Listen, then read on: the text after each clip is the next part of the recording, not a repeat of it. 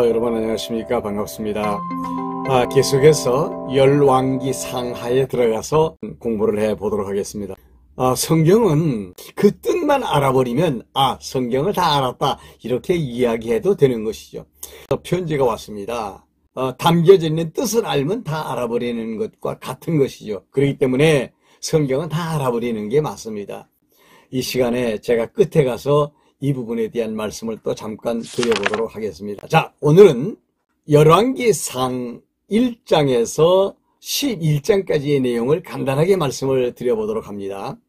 열왕기상 1장에 들어가 보면 다윗이 이제 노년, 다윗의 말년에 대한 이야기가 나옵니다. 아마 신하들에게 요즘에는 내가 잠을 자는데 어디서 그렇게 찬바람이 들어오는지 내 몸에서 이 찬바람이 나오는 것 같다. 이렇게 아마 얘기한 것 같아요. 그러니까 신하들이 안 되겠구나. 혈기가 왕성하고 몸이 더운 젊은 여인을 다윗 왕의 품에다 넣어주는 것이 도움이 되겠구나. 그래서 전국에 있는 처녀들 가운데 가장 아름답다고 하는 젊은 여자 하나를 선택을 해서 다윗의 침상에 들어가도록 합니다. 그것이 누구냐 하면 아비삭이라고 하는 아가씨예요. 그래서 아비삭을 다윗에게 아마 마지막 후궁으로 넣어준 것 같습니다. 그러나 다윗이 아비삭을 자기 침상에 들어오지 못하게 합니다. 수종은 들게 하지만 아비삭을 품에 안지는 않습니다. 다윗이 이제 늙어가면서 정치적인 안정세를 유지하고 정치를 해왔지만 그의 아들 아도니아가 압살롬처럼 또 반역을 일으키죠. 요압 장군이 거기에 가담을 하고 그래서 몇 사람이 거기 가입을 합니다. 그렇게 해서 반란이 일어나게 되는 거죠. 왕위를 계승하려고 한다면은 정식적인 절차를 밟아서 그렇게 해서 왕위가 계승되어야 하는데 이런 한쪽 구석에서 아도니아 왕 만세를 불러버리고 만 겁니다. 가장 크게 놀란 사람이 누구냐면 솔로몬의 모친 밧세바입니다.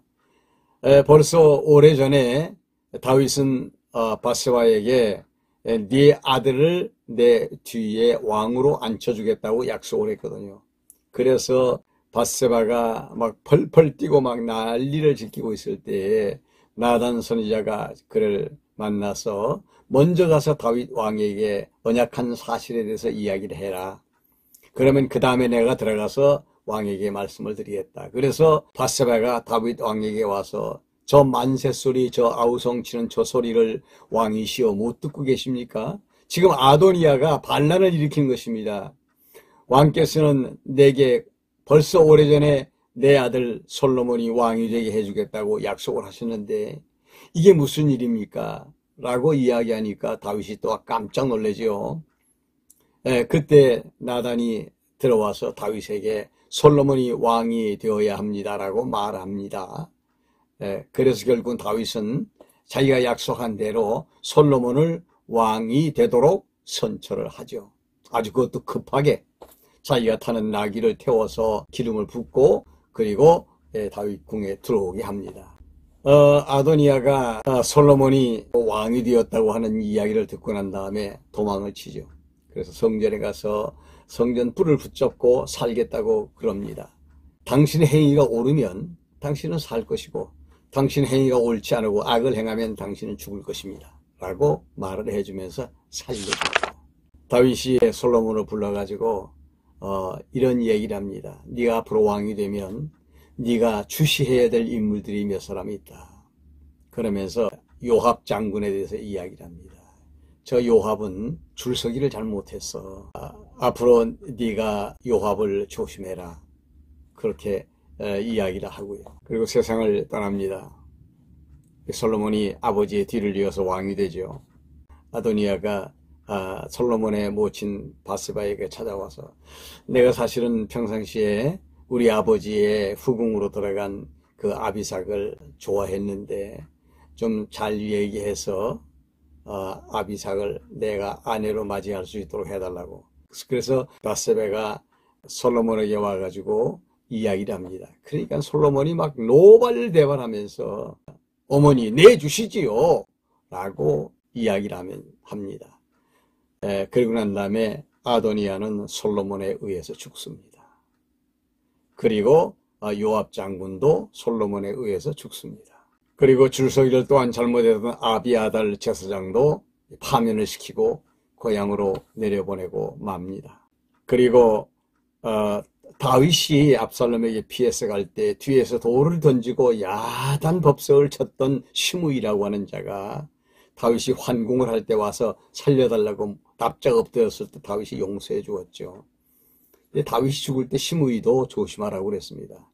그래서 그 시므이에게 너는 평생토록 죽을 때까지 예루살렘을 떠나지 말고 예루살렘에 살라고 말합니다. 근데 그가 예루살렘을 떠나서 예루살렘 문 밖을 넘어갔을 때 그도 또한 솔로몬에게 죽습니다. 그러니까 이제 솔로몬의 정치에서 걸림돌이 될 만한 인물들이 다 제거가 되어버리고 정말 이제 편안한 그런 이제 정국이 이루어지게 되죠. 뭐가 잘 된다 할 때 문제가 생기는 것처럼 솔로몬이 바로의 딸과 결혼을 하게 되죠.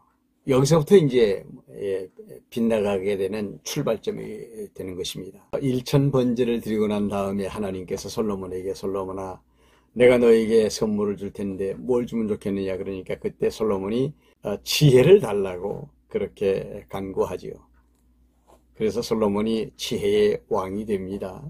두 창기의 아들을 선별해서 진짜 엄마에게 그 아이를 돌려주는 그런 지혜로운 일과 솔로몬이 지혜를 따라서 자기 휘하에 있는 사람들 가운데 인재들을 등용해서 직위를 맡기고 12지파의 장관들을 세워서 국위를 아주 튼튼하게 만드는 것이지요. 솔로몬이 다윗 때보다 더 번영을 누리면서 그 소문이 주변으로 퍼져나가기를 시작을 합니다. 그러면서 솔로몬은 성전을 지으려고 두로 왕 히람에게 성전 건축에 도움을 요청하지요.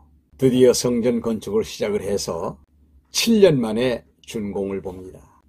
그리고 자기의 궁을 건축하는데도 13년이 걸려서 왕궁을 건설하게 되죠.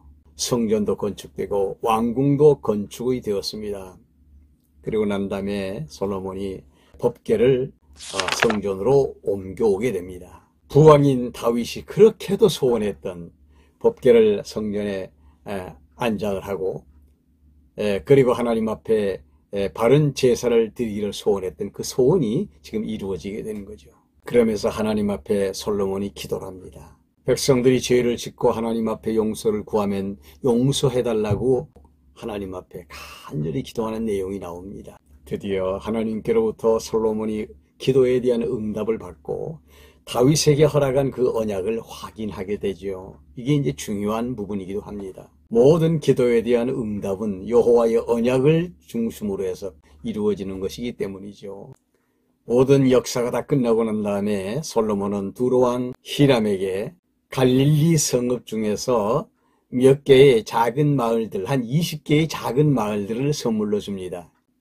두로왕이 별로 그렇게 신통치 않게 생각합니다. 어쨌거나 그것으로 솔로몬은 인사를 떼운 셈이 되죠. 솔로몬이 배를 만들어서 각국에 있는 금들을 실어 나르는 일들을 하는가 하면 그 부유하고 지혜가 넘치는 소문이 점점 이렇게 퍼져나갈 때 솔로몬이 색을 즐기는 상황 속으로 들어가는 이제 출발점이라고 볼 수가 있습니다. 솔로몬이 수백 명의 첩들을 거느리고 살게 되죠. 말년에 들어가서 보면은 성전을 짓고 자기 왕궁을 건축하는 일에 백성들의 세금을 과도하게 많이 걷는 것 때문에 백성들은 굉장히 살기가 힘들어집니다. 그래서 백성들의 원성이 높아가기를 시작할 때 12지파 가운데 10지파를 뺏어서 솔로몬의 신하였던 여로보암에게 주겠다고 말씀을 하십니다. 이제 나라가 이제 쪼개질 모양이에요. 솔로몬의 말년에 하나님께서 솔로몬을 대적하는 대적자들을 막 일으켜 세웁니다. 솔로몬의 말년에는 이 국정이 평안하지는 못합니다. 그 가운데 이제 가장 큰 대적이 누구냐면 여로보암이죠. 아히야 선지자의 예언을 듣고 여로보암이 드디어 반란을 일으켜서 이스라엘 12지파 가운데서 10지파를 데리고 나가버립니다. 그래서 북쪽에다가 이스라엘이라는 국호를 가지고 나라를 세우게 되죠. 그래서 나라가 깨진다는 것입니다. 이것이 성경에서 어떤 의미를 주느냐 하는 것이죠. 그 부분에 대해서 우리가 생각을 해 보아야만 합니다. 저는 어렸을 때 성경을 읽으면서 하나님께서 다윗에게 축복해가지고 이루어진 나라가 왜 갈라져야 되지? 왜 망해야 되지? 이런 부분에 대해서 풀어나가지를 못했어요. 하나님이 세우신 나라가 왜 망해야 되지? 이게 성경이 좀 이상하다. 그래가지고 이해가 안 된 부분입니다. 여러분, 이 부분에 대해서 잠깐 말씀을 드리죠. 성경의 내용은 일목요연합니다.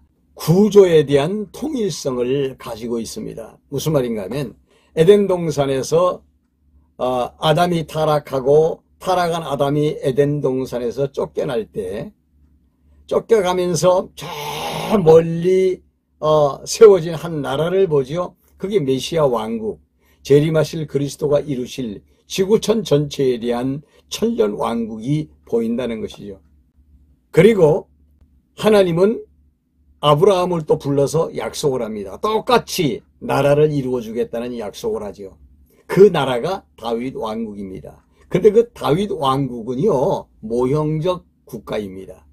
그래서 예수 그리스도가 오시기 전에 모형은 헐어내고 실체적인 예수님을 통해서 이루어질 신약시대의 하나님의 나라 운동에 대해서 말씀하시는 것이 성경입니다. 그렇기 때문에 모형을 헐어내는 작업을 하시는 거예요. 그러니까 반짝 약 80년 동안의 신정 통치의 모델인 다윗 왕국과 솔로몬 왕국에 대하여 모델로 하나님의 나라에 대한 모형을 보여주시더니 그걸 이제 헐어내시는 아픈 작업을 하나님이 하시는 거예요. 그러니까 구약은 사실 다윗 왕국에 대한 내용으로 가득 차 있지만 그러나 왕국에 대한 절정은 다윗 왕과 솔로몬 왕 80년의 기간입니다.